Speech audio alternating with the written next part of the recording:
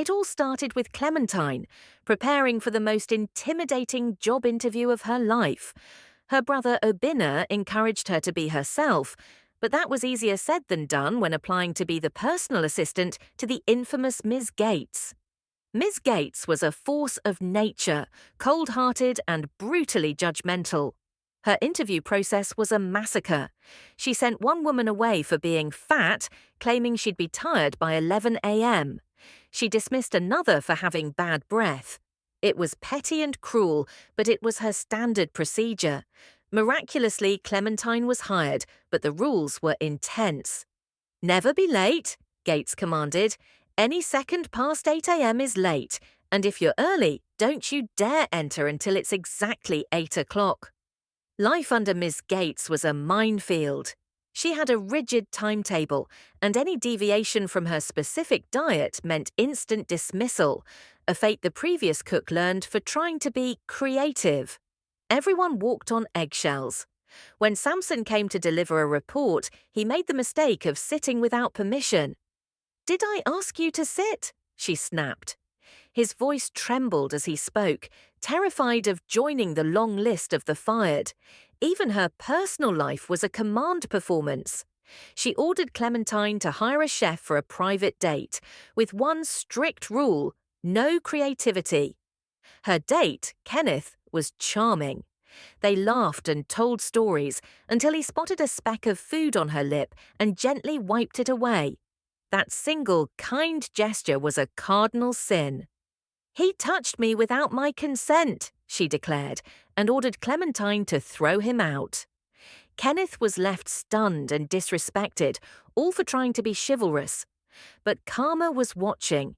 It arrived not with a whisper, but with a squadron of financial fraud investigators. They informed Ms. Gates that her company was guilty of massive embezzlement, and her signature was all over the transactions. She was innocent of the crime, but guilty of blind trust, having given her accountant total control without any supervision. In an instant, her empire vanished. Her assets were seized, her accounts frozen. She was given just 5 hours to vacate her mansion. The woman who had everything was left with nothing. She called her powerful friends, the people she'd cultivated for years, and one by one, they turned her away. At her absolute lowest point, the only person who offered a hand was the one she had treated the worst, Clementine. With no other choice, the mighty Miss Gates followed her assistant to a small, cramped home in a humble neighborhood. The culture shock was immediate.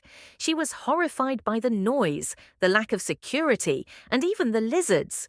She demanded her own bedroom, but had to share with Clementine. She turned her nose up at simple bread and tea, calling it prison food. But hunger is a powerful teacher. After a day of stubborn refusal, her pride broke, and she finally ate the simple spaghetti Clementine made. This was the beginning of her transformation. Obinna, Clementine's brother, entered the picture not with judgment, but with patience. He taught her how to wash her own clothes, how to flush a toilet without an automatic button, and showed her the simple joys of a walk through a neighborhood she would have once sneered at.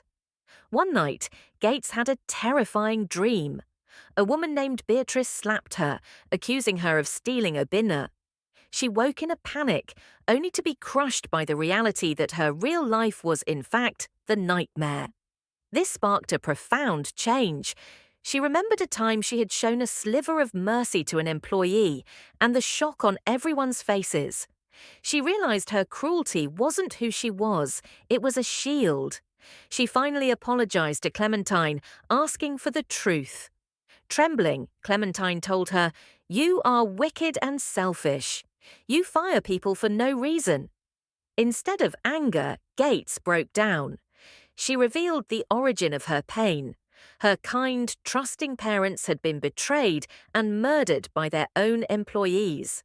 She built a wall of fear to ensure no one could ever get close enough to hurt her again. "I can't change the past," she said, "but I can change the future." She apologized sincerely and dropped all her petty lawsuits.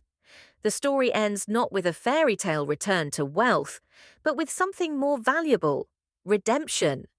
When Abina came to visit, Gates saw him not as a project, but as a person.